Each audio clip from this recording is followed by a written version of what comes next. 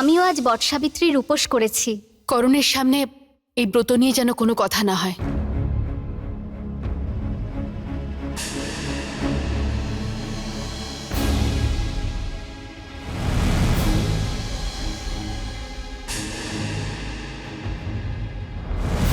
বৌমা, ওর জল খাবারটা ওর ঘরে পৌঁছে দাও।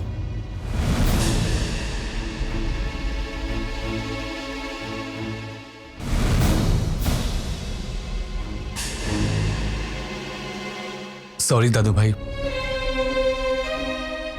আসলে আমি আমার তোমার সঙ্গে কোনো কথা নেই করণ। কথা বলতে চাও না তাহলে বউকেই দাও। আমি জানি আমি ভুল করেছি, কারণ আমি কাউকে কিছু না বলে সুমনকে সঙ্গে নিয়ে গেছি, আর তারপর আমি মদও খেয়েছি।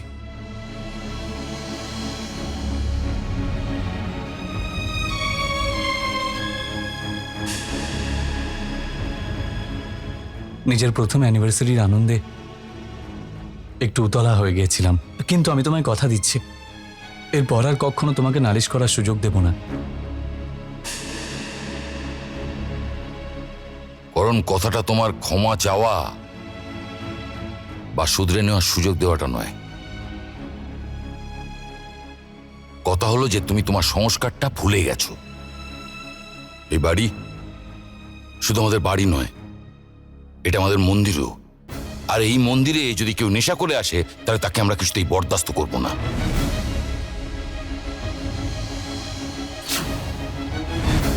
যে মানুষ নিজের খুশি এবং নিজের দুঃখকে নেশায় উড়িয়ে দেয় সে কখনোই ক্ষমতাশালী নয়, সে বরং কমজোরি। নিজের খুশি এবং নিজের দুঃখকে নিজের কমজোরি নয়, নিজের শক্তিটা বাড়াও। কথা তো দিচ্ছ, রাখতে পারবে? হ্যাঁ দাদু ভাই, আমি আমার কথা অবশ্যই রাখবো। একে খেতে দাও Suman.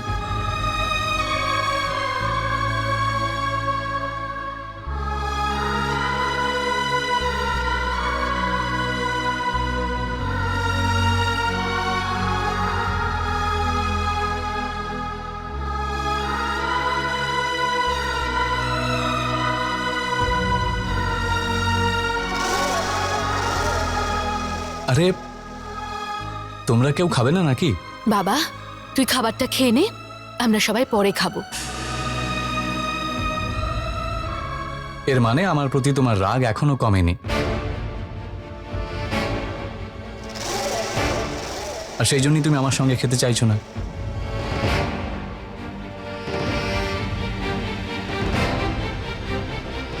Suman please, I am sorry. কালকে আমি যা যা করেছি তার জন্য আমায় ক্ষমা করে দাও।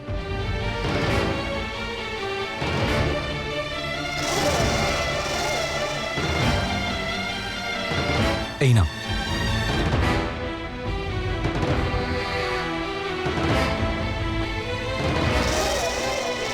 দেখো, তুমি যদি না খাও তাহলে আমি মনে করবো যে তুমি আমাকে ক্ষমা করোনি। খেয়ে নাও। আমি আজ সন্ধেবেলা তোমার হাতেই উপোস ভাঙতে চাই।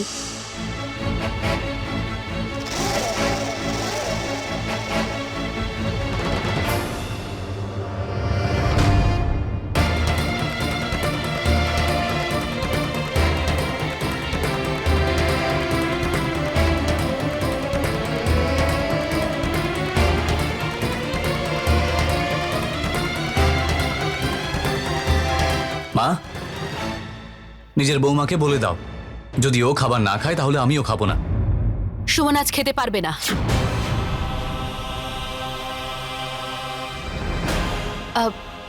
বাবা, ওই আজ তো বটসাবিত্রীর পুজো আছে, সেই জন্য সুমন খাবার খেতে পারবে না। বাহ, ধন্য ভারতের পবিত্র নারীদের।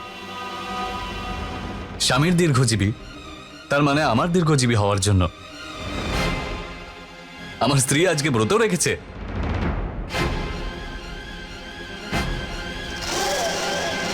হ্যাঁ করুন, যেভাবে সাবিত্রী দেবী যমরাজের কাছে নিজের স্বামীর প্রাণ ভিক্ষে করেছিলেন ঠিক সেইভাবে সুমনের ভালোবাসার জোরে তুমি মৃত্যুর মুখ থেকে ফিরে এসেছো।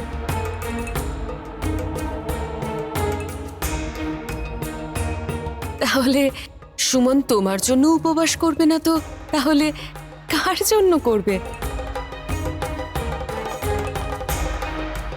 সে তো ঠিকই। তার মানে সুমন আজকে সারাদিন ব্রত রাখছে। ঠিক আছে, তাহলে আমিও আজকে ব্রত রাখবো।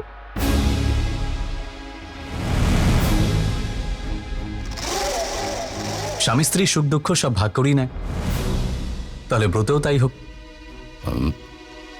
করণ, বাবা আজ আমার শরীরটা ঠিক নেই, তাই তুমি কি অফিস চলে যাবে কার্তিকের সাথে? ঠিক আছে দাদু ভাই, আমি দাদার সাথে অফিসে নিশ্চয়ই যাব। এমনিতে বড় দাদা সাহায্য করা ছোট ভাইয়ের কর্তব্য আর ধর্ম। ঠিক যেমন দাদা আমাকে সাহায্য করেছে, আমিও তেমন দাদাকে সাহায্য অবশ্যই করব।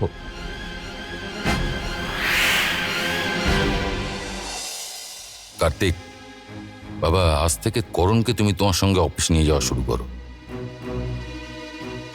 আর দেখবে যাতে অফিসেও বেশিক্ষণ বিজি থাকতে পারে। ঘরেও থাকলে কখন কিভাবে ও সবকিছু জানতে পেরে যাবে কিচ্ছু বলা যায় না।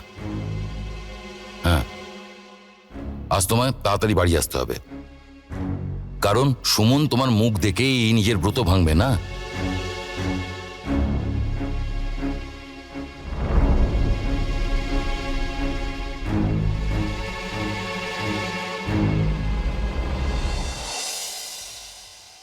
খিদেতে তো আমার প্রাণ বেরিয়ে যাচ্ছে। এই করুণটাও না, ওর সামনে ভালো সাজতে গিয়ে আমি সকাল থেকে জলখাবারই খেলাম না। কিন্তু বেচারি সুমন, ও তো একজন নয় দুজন স্বামীর জন্য উপবাস করছে। এবার তো এটাই দেখার যে সুমন ওর উপবাস কার জন্য ভাঙে। কিন্তু আমি এসব কেন ভাবতে যাচ্ছি?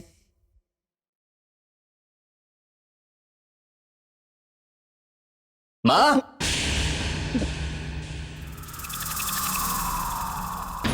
করুন, ওকে এখনই এখানে আসতে হতো। করুন, মা তো বাড়িতে নেই। মা বোধহয় পুজো দিতে গেছেন।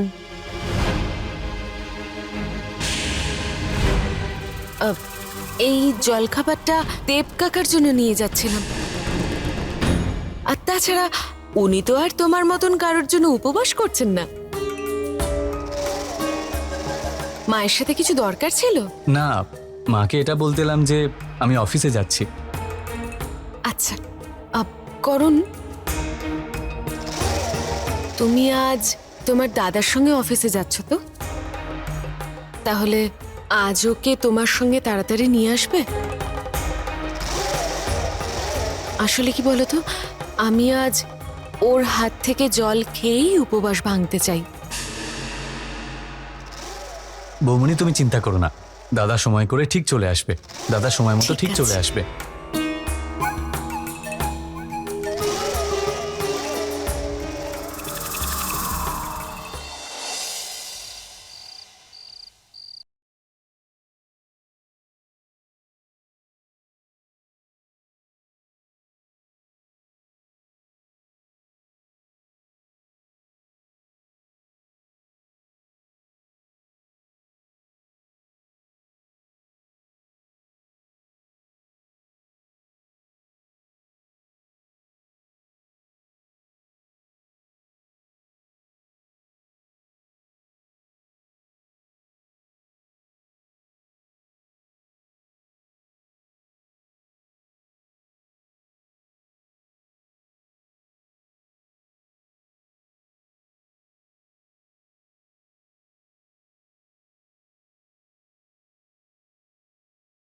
যেন জন্ম জন্মান্তরের হয়, এই প্রার্থনার পাশাপাশি আমি আরও একটা আশা রাখছি। যেদিন করণ আমার আর কার্তিকের এই সম্পর্কের সত্যিটা জানতে পারবে, ও যেন ভেঙে না পড়ে। ওকে এই সত্যিটা মেনে নেওয়ার ক্ষমতা দিও ঠাকুর।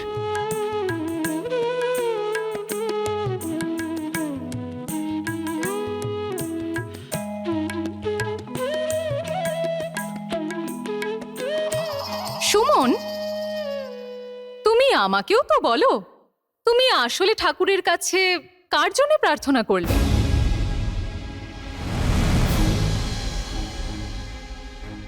করণের দীর্ঘায়ুর প্রার্থনা করলে নাকি কার্তিকের? পিসি, আমি আমার স্বামীর জন্য দীর্ঘায়ু প্রার্থনা করেছি, আর তার সাথে এই পরিবারের সকলের জন্য মঙ্গল কামনা করেছি।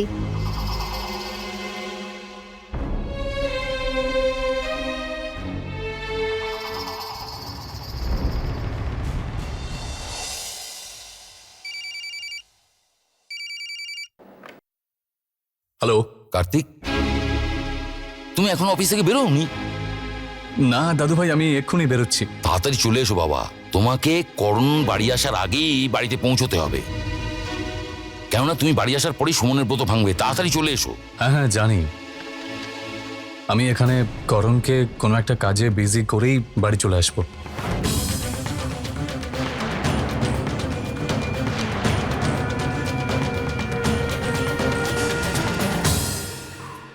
মে আই কাম ইন দাদা?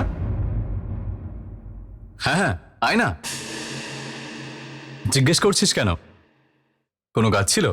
না না দাদা, আমি শুধু এটাই বলতেলাম যে আমার সব কাজ শেষ হয়ে গেছে। তাহলে বাড়ি চো।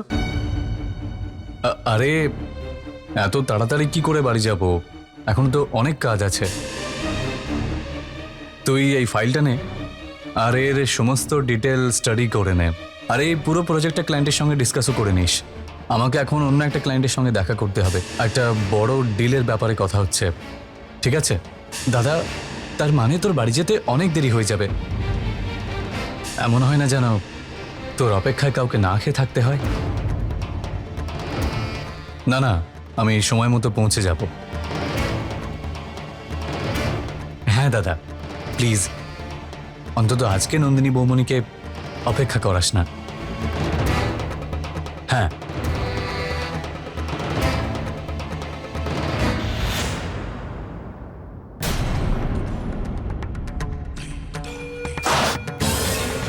সোজা সোজা কেন বললি না যে তুই সুমনের কাছে যাবি? এই হলো বট সাবিত্রীর কথা।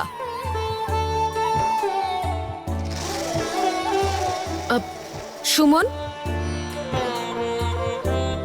কার্তিক এসে গেছে আর ও তোমার অপেক্ষা করছে। মা যা, কার্তিকের হাত থেকে খেয়ে নিজের উপোস ভাঙ। হ্যাঁ মা।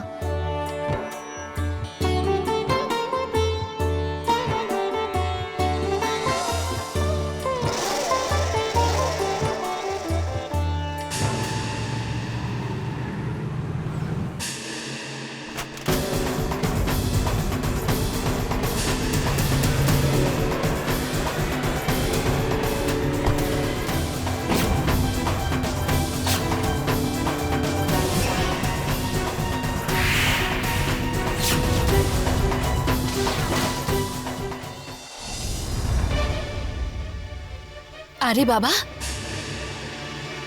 বাবা তুই তুই এখানে? সুমনের ব্রতভঙ্গ করার সময় হচ্ছিল, আমাকে তো আসতেই হবে। সুমন মা এক্ষুনি চলে আসবে, ভেতরে গেছে পুজোর জিনিসপত্র আনতে। তাহলে ঠিক আছে মা, আমি ভিতরে গিয়ে ওর সঙ্গে দেখা করে নিচ্ছি। না না দাঁড়া, ও এক্ষুনি চলে আসবে। আমি আমি ওকে ডেকে নিয়ে আসছি, তুই এখানেই বস। হ্যাঁ মা, আপনি এখানেই থাকুন, আমি সুমনকে ডেকে নিয়ে আসছি।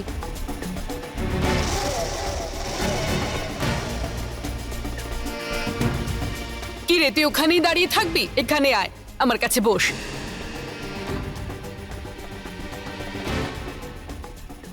বস।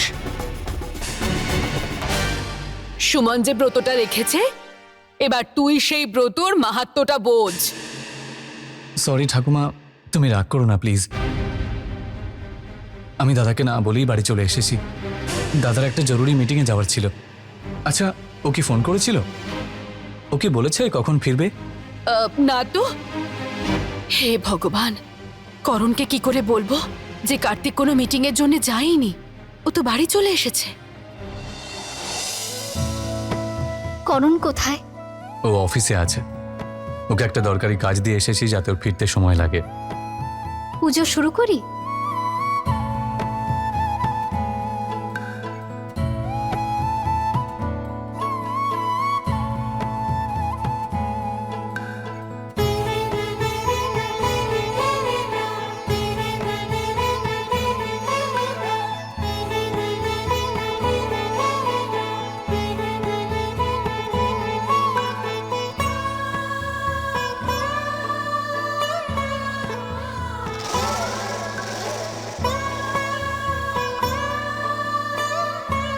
তুমি কি শুধু আমাকে দেখবেই নাকি সিঁদুরটা পরাবে?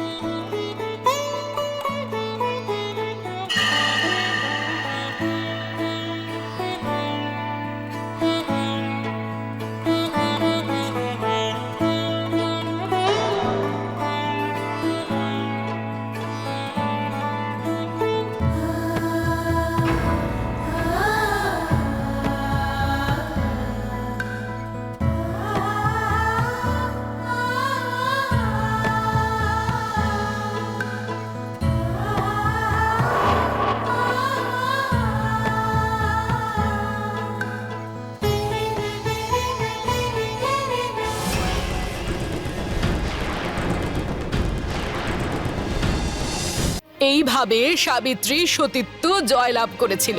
উনি যমরাজের কাছ থেকেও নিজের স্বামীর প্রাণ ফিরিয়ে নিয়ে এসেছিলেন, আর উনি নিজের স্ত্রী ধর্মের পালন করেছিলেন। তাহলে ঠাকুমা, এই গল্পের সারাংশ হলো এটাই যে স্ত্রীর ধর্ম হলো এটাই যে ও স্বামীর ছায়া হয়ে থাকবে, স্বামীর শেষ নিঃশ্বাস অবধি নয় বরং সারা জীবন তার পাশে থাকবে। স্ত্রীর ঐতিহ্য আর অস্তিত্ব ও স্বামী, তাই না?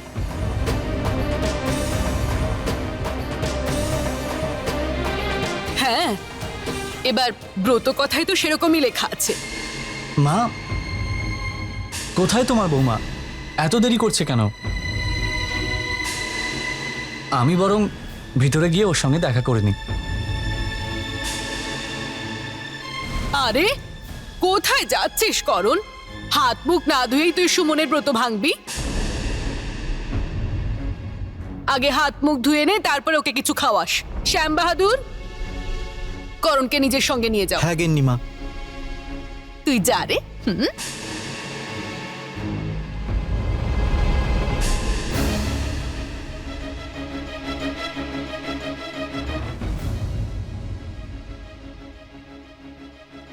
দাদাবাবু, আজকে তো অফিসের প্রথম দিন ছিল, কেমন লাগলো? সবাই আপনাকে দেখে অনেক খুশি হয়েছে না? আপনি তাড়াতাড়ি হাত মুখ ধুয়ে নিন, তারপরে আমি একটা কাজ করব, আপনার পছন্দের ক্ষীর বানিয়েছি। আরে শ্যামবাহাদুর, আমি তোমার মোবাইলটা বাইরে ফেলে এলাম, তুমি যা, আমি ফোনটা নিয়ে আসছি। আমি আনছি দাদাবাবু। আরে দাদাবাবু, আমি ফোন নিয়ে আসছি আপনার।